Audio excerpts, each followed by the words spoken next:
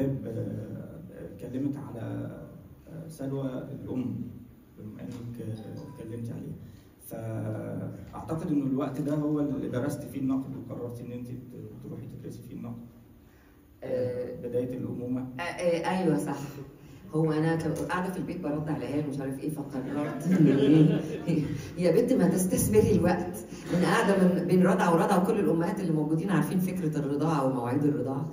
فالحقيقة الوقت ده ما عداش، يعني كنت مقضياه فرجة ومذاكرة في معهد النقد الفني اللي أضاف لي كتير، وعندي زميل هنا دفعة وكنا دايما بنذاكر مع بعض، الأمير أباظة، إحنا دفعة واحدة.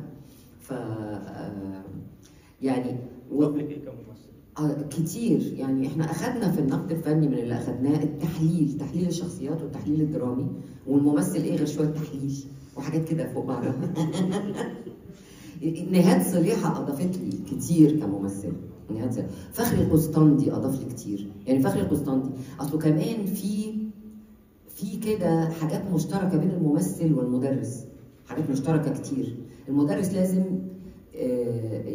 هو مؤدي او هينصرف عنه مهما كان علمه. ففخري القسطندي مثلا مره داخل علينا، فاكر يا امير؟ داخل علينا بيعرج، فاحنا اتخضينا. هو كان راجل ساعه ما كان بيدرس لنا، الله يرحمه، ساعه ما كان بيدرس لنا كان في ال90 تقريبا. فاحنا اتخضينا جدا عليه، وايش فجاه بص في وشي وقال لي انت ايتها العاهره اللي مش عارف ايه مونولوج وديب بيتكلم جوكاستا. اند ذن وقف كده في وسط اسد، الله يرحمه، قال لنا اوديبوس يعني مثقوب القدمين. اذا كل اللي قده اوديب ان ما عرجوش يبقوا غلط. هل ممكن في طالب حضر المحاضره دي ما يفتكرش المعلومه دي من استاذنا الكبير اللي كان داخل يمثل لنا ويقول لنا مونولوج فاظن ان المدرس كمان مهم، المدرس مهم جدا. من مدرسيني اللي اثروا فيا كمان الدكتور علي فهمي، مش عارفه الكبار بس هم اللي يعرفوه في السن يعني. الدكتور علي فهمي كان بيدينا ماده البانتومايم، فهو قال لنا مش هعمل الحاجات بتاعت الازاز والمشاهد دي، انا هدرس لكم البادي لانجوج ووقت الصمت. من هنا يعني، والنبي مدرس بيقول لي كده، انا مش هفكر في وقت الصمت وفي ردود الفعل وفي اهميتها وفي اهميه لغه الجسد. فانا الحقيقه اتربيت على ايدين، الحمد لله، على ايدين كبار قوي، فخري القسطندي، علي فهمي، نهاد صليحه، عبد العزيز حموده، محمد عناني، واساتذه كانوا بيحرصوا على الصداقه. يعني انا فاكره ان محمد عناني ونهاد صليحه كانوا بيستقبلونا في بيتهم ويقدموا لنا الاكل والشرب، ويقعد عناني يعزف على العود ويغني، وبعدين يكلمنا عن التاريخ الاسلامي. هو كان غاوي تاريخ، بالذات كان بيكلمنا عن علي بن ابي طالب وعن الشعر. من اساتذتي على فكره كمان حمدي غيث، هو ما درسليش بس انا اشتغلت معاه. وحمدي غيث ده راجل مظلوم على فكره، في حاجات كده اتكلموا ناس لكن حمدي غيث الوقت اللي ما بين المشاهد وبعضها انت بتقضي وقت سميه، كواليتي تايم زي ما بيقولوا. هو بيتكلم في الشعر الجاهلي، وبيتكلم في الغزل الصريح والغزل العفيف، وفي التمثيل، والحقيقه الواحد اتعلم على ايديكم. عايده عبد العزيز، صداقتي بمحسنه توفيق، لا في حاجات كتير حصلت.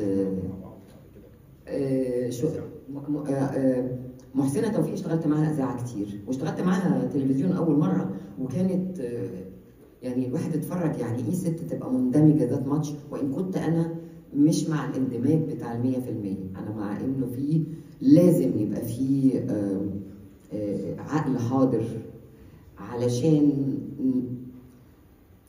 يعني برضو نعرف نعمل ميزانسين مظبوط، نعرف نعمل النقلات مظبوطه. انا مش مع الاندماج الكامل، يعني مش مع، ودي نظريه خاطئه اصلا.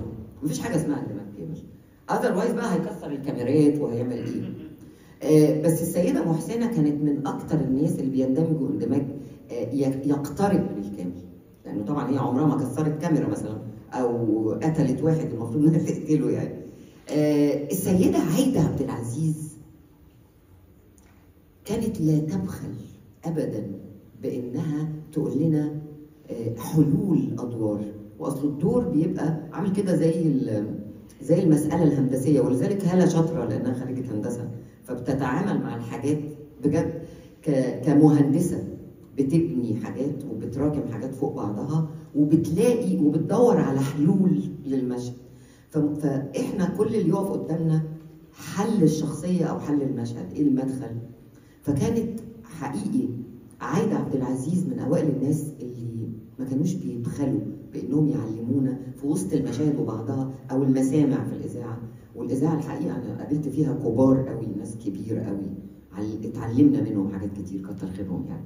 فانا اقصد اقول انه انا محظوظه بحضوري مع الناس دي كلها، اللي على راسهم الفنون المستقله وعزه وسيد قاعدين من الناس اللي احنا جاهدنا سوا في الفنون المستقله، المسرح المستقل اللي هو كان انذاك واعتقد لحد دلوقتي ابن غير شرعي. ما اعرفش ليه بيعتبروه انه ابن غير شرعي، مع ان الفنون المستقله دي كانت فنون مهمه جدا جدا. وعلى فكره احنا كان عندنا نهضه مسرحيه وافلام مستقله في التسعينات لا تقل عن الستينات، بس لم تواكبها الحركه النقديه اللي كانت في الستينات. كان في نقاد كبار طبعا موجودين بس مش قد بتوع الستينات، سامحوني على الرغي والفلحسه.